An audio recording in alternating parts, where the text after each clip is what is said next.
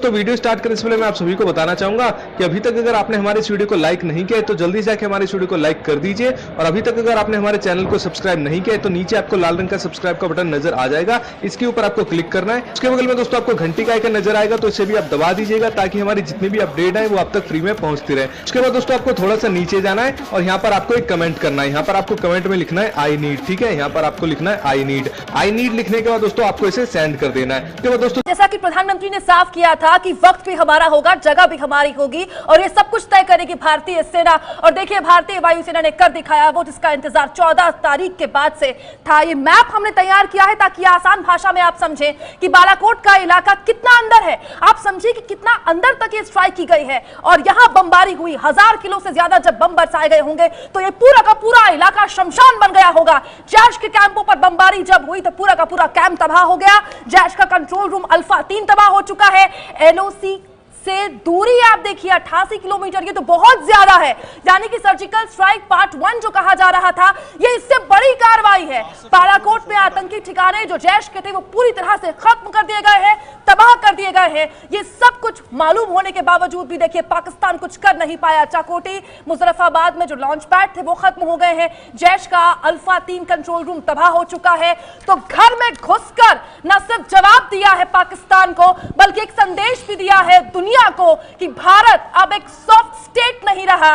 अगर उस पर हमला होगा तो वो ऐसा पलटवार करेगा कि न सिर्फ पाकिस्तान बल्कि वो तमाम मुल्क देखेंगे जो बात बात पर हमें आंख दिखाते हैं। एक बार फिर से ओवर टू यू रोमाना। जी बिल्कुल, भारत की तरफ से संदेश यही दिया गया है कि अगर छेड़ोगे तो फिर छोड़ेंगे नहीं, घर में घुसकर मारेंगे। और ऐसी ही मार इस वक्त पाकिस्तान पर पड़ी है। और साथ ही संदेश यह भी दे दिया गया है प्रधानमंत्री नरेंद्र मोदी की तरफ से कि 56 इंच का सीना आखिर होता क्या है यह भी समझ लीजिए। जिस तरीके से यह बड़ी कार्रवाई जो भीतर घुसकर एलओसी को पार करके करीब 80 किलोमीटर अंदर जाकर है बालाकोट, जहां पर भारतीय वायुसेना की ये मिराज विमान पहुंचे और वहां जाकर इन्होंने ये बमबारी की है, बमों की बरसात कर दी पाकिस्तान पर।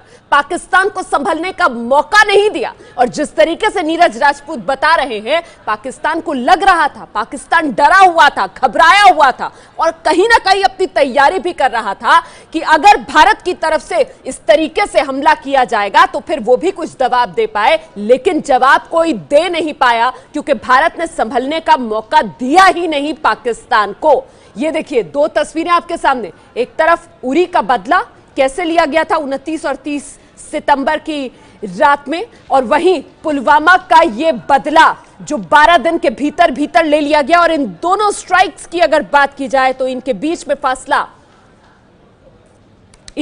का फासला जो है वो 180 दिन का है।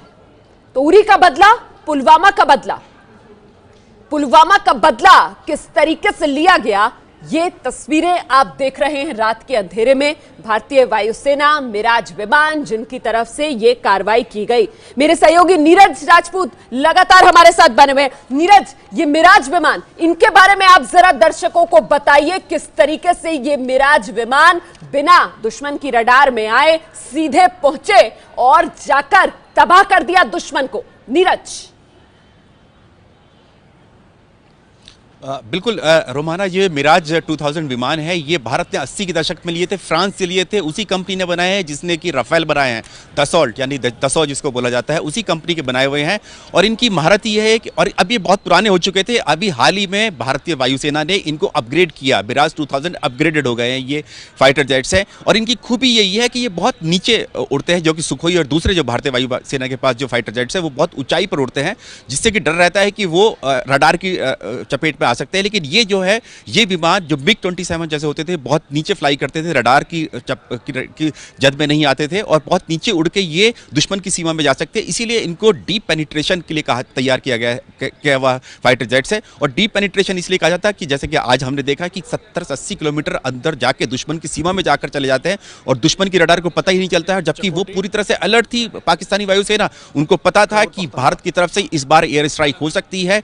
कल ही मीटिंग हुई, उसकी फोटोग्राफ वीडियोग्राफ जारी की गई कि किस तरह से जो पाकिस्तानी थल सेना प्रमुख है और पाकिस्तानी वायुसेना प्रमुख है उन दोनों की मीटिंग हुई है। उन्होंने ऑपरेशंस की पूरी जानकारी ली कि क्या क्या उनकी तैयारियां हैं अगर भारत की तरफ से इस तरह की एयर स्ट्राइक हो सकती है, क्योंकि इस बारे में पूरी जानकारी मिल रही थी। एबीपी न्यूज़ ने भी बताया था कि एयर स्ट्राइक इस बार होगी पाकिस्तान से बदला लेने के लिए। उसके बावजूद भी पाकिस्तानी वायुसेना को पता नहीं चला। ये मिराज 2000 फाइटर जेट्स, जो कि अपग्रेडेड फाइटर जेट्स हैं, ये अंदर घुस गए और एलओसी में, बालाकोट में, मुजफ्फराबाद में और भी जो जानकारी मिल रही है, हालांकि अभी आधिकारिक पुष्टि नहीं हुई पाई है कि कहां कहां और जगहों ने भी एयर स्ट्राइक की, लेकिन हमें जो मिल रही है कि वो मल्टीपल स्ट्राइक्स इन्होंने की होगी जरूर, क्योंकि 10 फाइटर जेट्स गए हैं, एक के पीछे एक नहीं गए होंगे, अलग अलग जगह पर लोकेशंस पे गए होंगे। तो जैसी ही जानकारी मिल पाएगी हम बताएंगे, लेकिन इतना बता सकते हैं कि मिराज 2000 फाइटर जेट्स अपग्रेडेड ने एक बार फिर से भारत के लिए और भारतीय वायुसेना के लिए और भारत के फाइटर पायलट्स ने अंदर घुसकर इस ऑपरेशन को अंजाम दिया है। जी, और कुछ जानकारी मिल पा रही है किस तरीके से इस प्लानिंग को अंजाम दिया गया था? इस बारे में कुछ सूत्र बता पा रहे हैं आपको?